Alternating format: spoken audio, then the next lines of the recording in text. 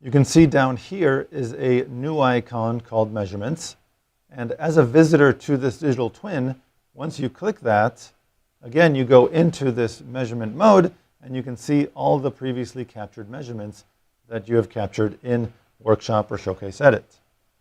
As a visitor, I can press the plus sign down here to add my own measurements. Same as before, I can click and drag to move around, and you see the magnifying scope view. I can place the crosshairs where I want to start my measurement, click again, and click a third time to finish off my measurements. Again, just as before with the measurement tool inside Showcase Edit, a new measurement line is drawn, but I can come down here to the green check and press that to end my measurements. Here too, I can come up to the settings option and change snapping and continuous lines from their default on setting.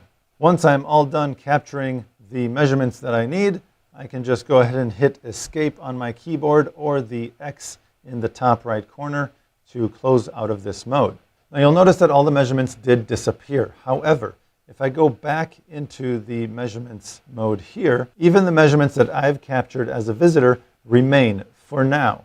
If I, however, refresh this page, those measurements will disappear, of course, but the measurements that were captured over here using Showcase Edit or Workshop will remain even after refreshing the page.